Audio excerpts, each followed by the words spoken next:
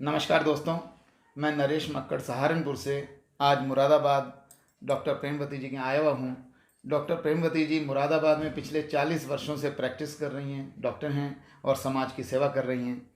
और पिछले कुछ समय से हमारा बायोटोरियम का जो मैट्रेस है उसका प्रयोग कर रही हैं। तो मैं जानना चाहूँगा कि आपने इस मैट्रेस को प्रयोग करने का डिसीजन क्यों लिया, क्यों प्रेरित हुई इसको यूज करने? तो जो सोकर और पानी पीकर जी। यदि रोग मुक्त हो सकता है या रोग जो आने वाले हैं उनको धता पता चल सकता है, तो फिर ऐसे आइटम, ऐसे प्रोडक्ट तो भगवान के भेजे हुए एक तरह से पुरस्कार ही कहना चाहिए। मैंने उसको स्वीकार किया और मैंने तत्काल उसको ले लिया। जी।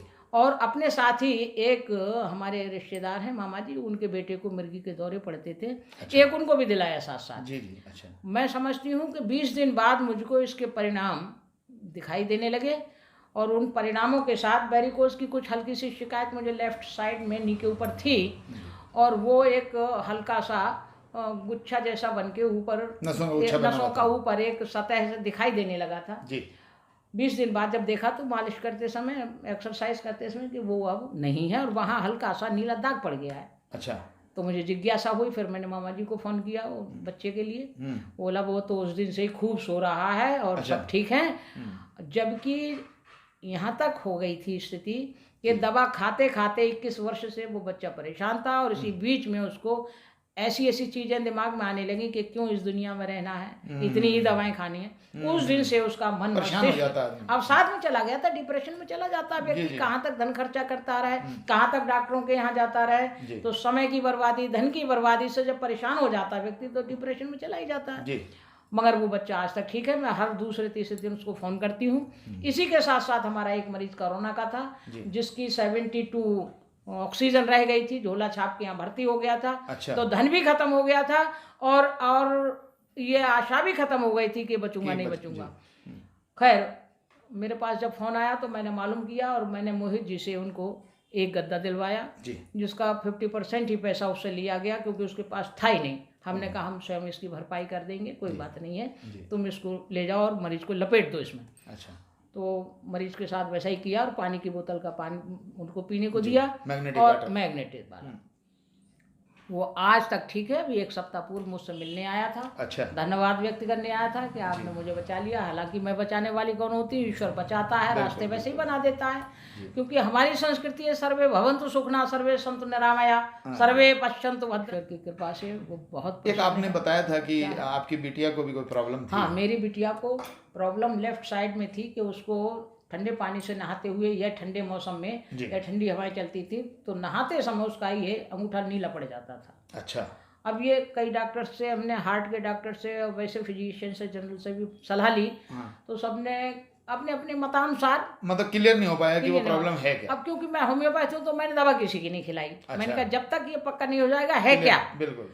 तो जनरली ये सोचा गया कि भाई ब्लड सर्कुलेशन का ही खेल है शरीर के अंदर और ब्लड सर्कुलेशन अगर ठीक है तो ऑक्सीजन की मात्रा भरपाई हर अंग को मिलती है, हर अवयव पे पहुंच जाती है जी। तो उसके साथ भी कुछ ऐसा ही लग रहा मुझे अवरोध।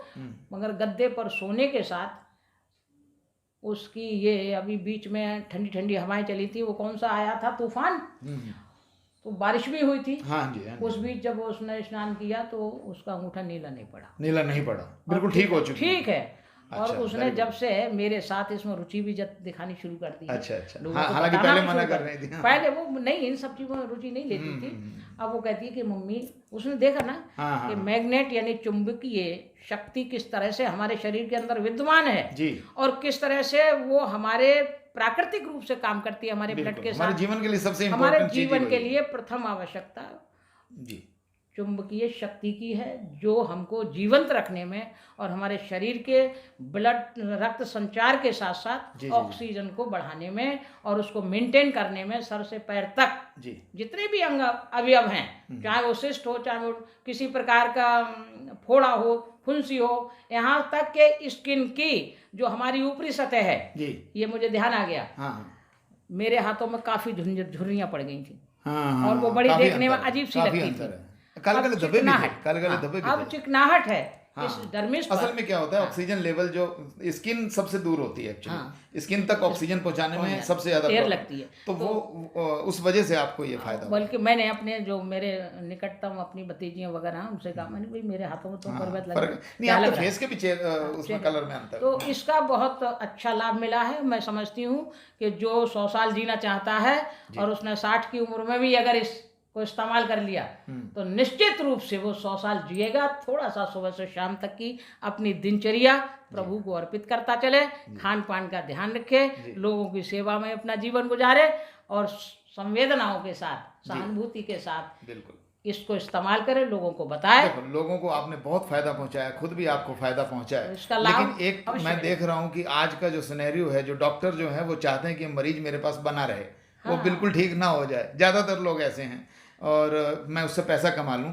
आपने ऐसे टाइम पर लोगों को, जिनके पास पैसे कम थे, उनको आधे पैसे लेके भी गद्दा ये हमारा मैट्रेस दे दिया, जिस पे नहीं थे उसको भी एक बार दे दिया। तो ये एक आपका समाज सेवा का जो है, उसको मैं प्रणाम करता हूँ आपको और बहुत ही अच्छा लगता है। और मैं तो आप ही को धन्यवाद करूंगी कि आपने और ना ये बताया होता और ना आज मैं भी सुखी हूँ और मेरे द्वारा बताए हुए वो लोग जो इस्तेमाल कर रहे हैं लगभग वो सब सुखी हैं। देखिए, पैसा तो भगवान भाग्य से देता है, पुरुषार्थ से देता है, परंतु पुरुषार्थ किस ओर है? परमार्थ के मार्ग पर है या स्वार्थ के मार्ग पर है? परमार्थ सिद्ध हो जाता है, स्वार्थ तो स्वयं ही सिद्ध हो जाता है।